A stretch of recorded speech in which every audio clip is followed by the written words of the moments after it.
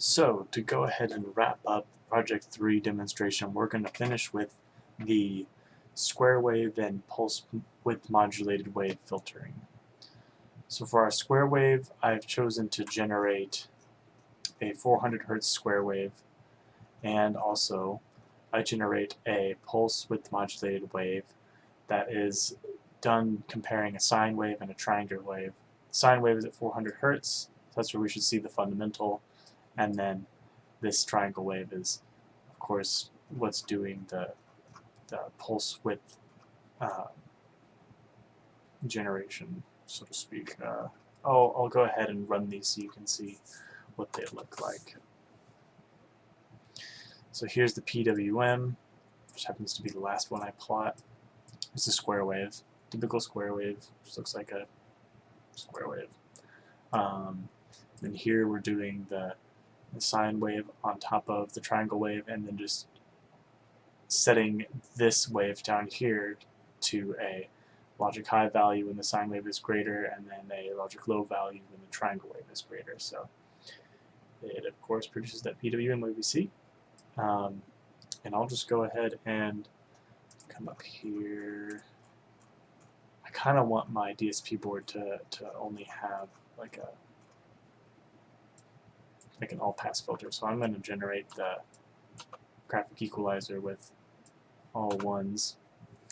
And I've been running the band pass filter at, I believe, 24 kilohertz. That seems to perform the best.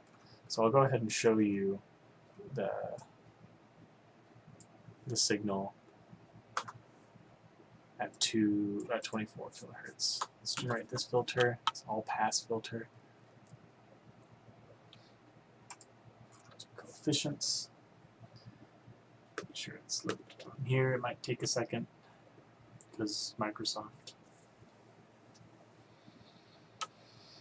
You can skip to the part of the video where I have when this screen changes.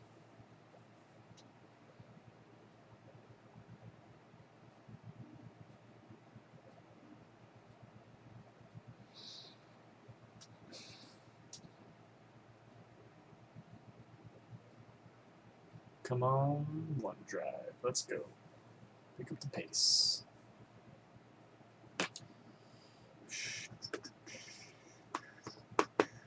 OneDrive is updating files. Yeah, one file. That's it. Come on. I could literally copy this faster than OneDrive can.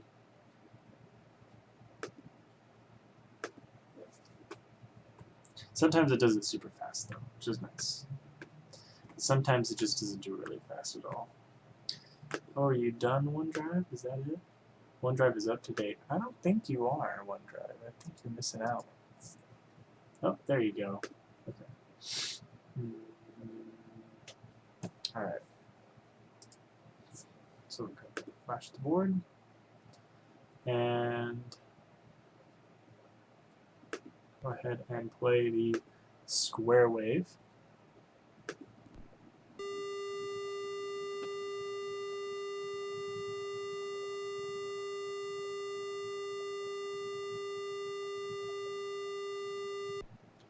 Looks nice, doesn't it? I did that myself. Okay, and then we'll do the gassy noise, and here's the PWM wave. It probably won't sound great.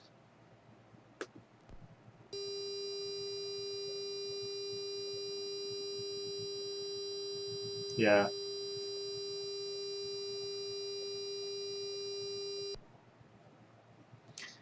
Yeah. Not sure how I feel about that. But anyway, pushing those upper frequencies with such a high high frequency triangle wave that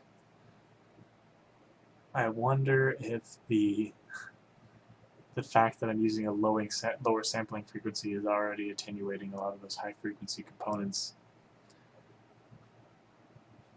But if we run the pulse width modulated wave again, we can at least see all of this stuff over here that we want to attenuate. And that's within the spectrum, at least up to up to here. So let me go ahead and load in the filter.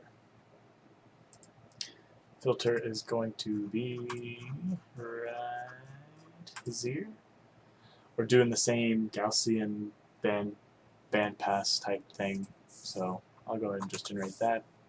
Here's the center frequency and Q quality factor or whatever. There's the notch, we don't want that. Here's the bandpass. Looks nice. Nice and skinny. Okay. Get the coefficients loaded over. We'll see how long OneDrive takes.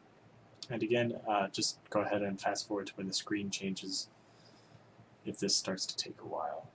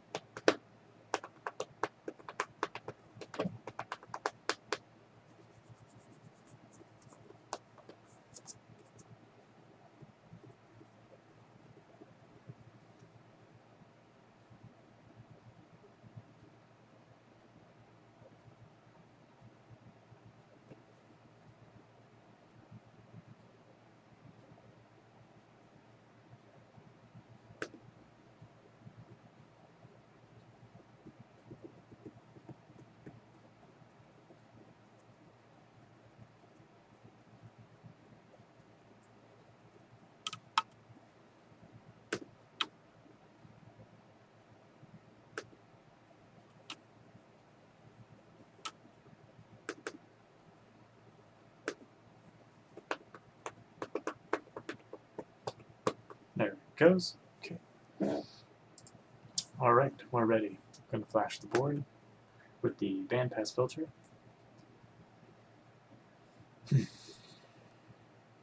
And then we're going to play first the square wave.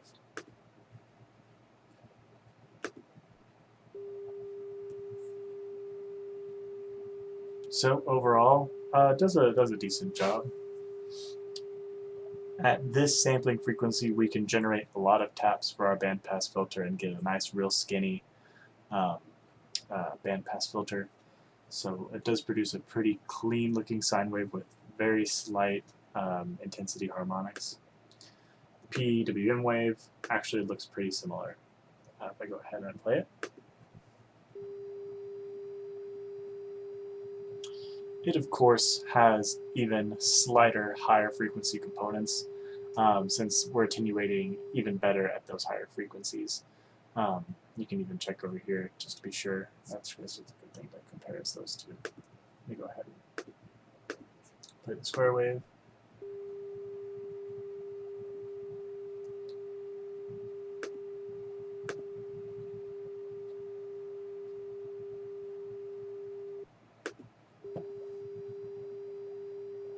So I think in this case, with this sampling frequency, I'd say they look pretty similar.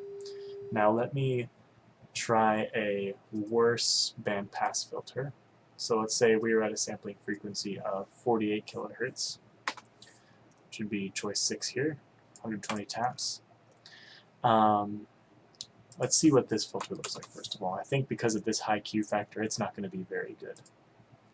Yeah, see, we're only at 0.35. So we have to lower the quality factor a little bit.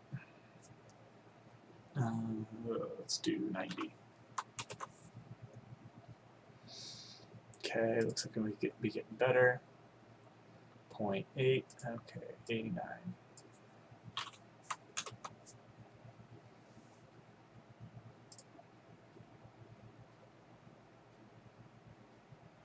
Okay, I'll take that. Alright, gonna load over the taps again.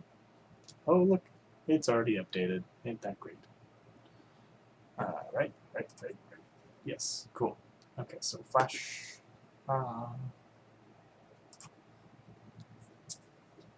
And Cool, boards flash. Let's listen to some square waves.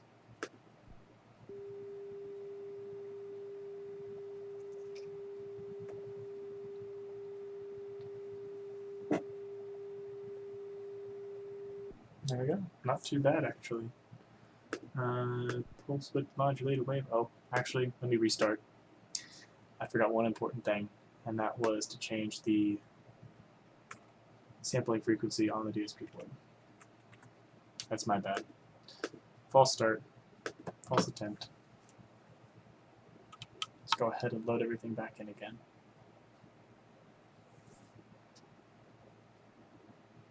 Okay. Square wave first. Okay, so, and yeah, you can tell because this is a lot, it's higher intensity. The first square wave, though it was more sine wave, it was really low amplitude. That was better. That was what we should expect. And because we're at that lower quality factor bandpass filter, because we're at a higher sampling frequency, we got a lot more of those harmonics. Those came through a lot more this time. So let's go ahead and check the pulse width modulated wave. See, and very good attenuation on those upper harmonics. We still get a good, nice sinusoid out of that. So that's pretty much what I concluded. It seems a bit redundant to generate a pulse width modulated wave using a sine wave and then filtering out all that pulse width modulated stuff to get the sine wave back. But since the pulse width modulated wave is just, I don't know. That's how I'm relying too much on him, but that's how Justin explained it to me. So I hope that is what, and that is also what you described in one of your videos, on Canvas for generating pulse width modulated waves, to use a comparator on a triangle and sine wave. So in regards to this project, I think that is it for demonstrations. I will send you an email with the demonstrations as videos on YouTube, and I mean, you're already watching them, so I guess this is pointless anyway. Please contact me if you have any questions. Thanks.